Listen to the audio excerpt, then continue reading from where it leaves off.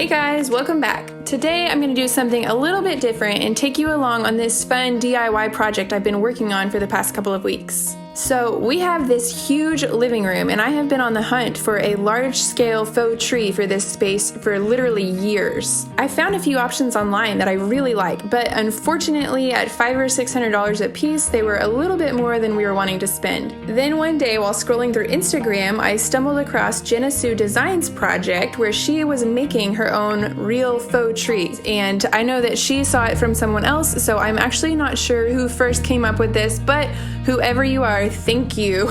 Overall, this DIY tree only cost me about $30 in a few hours of time.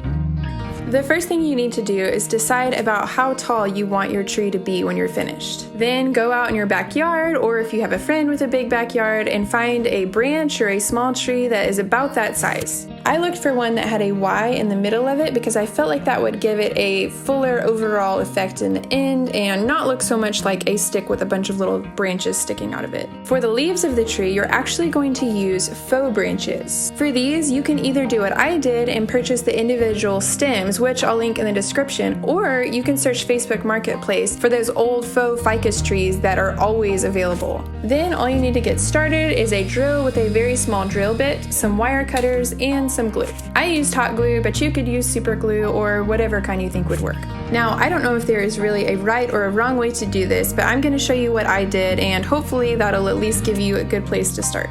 First, you'll want to get your branch standing upright, and I actually waited to do this to the end and just taped mine to the chair, but I eventually filled a bucket with concrete and stuck my branch in there and propped it up to dry. Next, I started drilling the holes that I was going to stick my fake branches through. I ended up cutting most of my faux branches apart so that I had smaller pieces to work with, and then I would just use my wire cutters to strip off the plastic off the end of the wire and then insert that into the hole that I just made.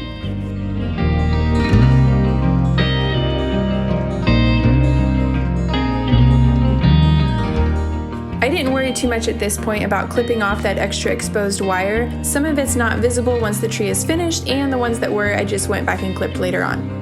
For the smaller branches on my real tree that were too small to drill a hole through, I used floral tape to attach a faux stem to the end of that branch. Some branches didn't require glue. I simply stuck them in the hole and bent them and arranged them like they were. Some did not want to stay in place, would try and twist and fall, and if you try this out, you'll see what I mean. For those, I simply used a little bit of hot glue in the hole and then stuck my wire in, and it helped perfectly.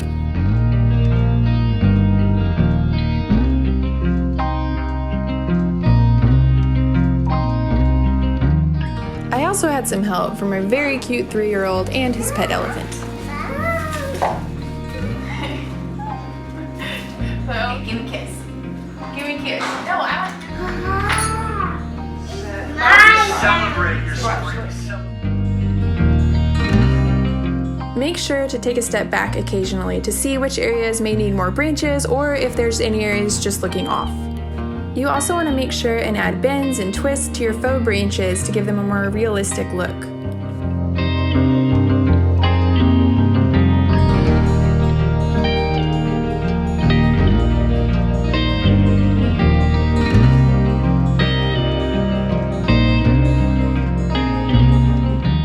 Also, I will say, if you are extremely OCD, I have seen other people take craft paint and paint the stems of the faux branches to better match the tree. Even from just a couple of feet away, I don't notice the difference in color at all, and so I left it as is for mine. I do plan to go back and paint the areas with floral tape, but we'll see if I ever actually get to that.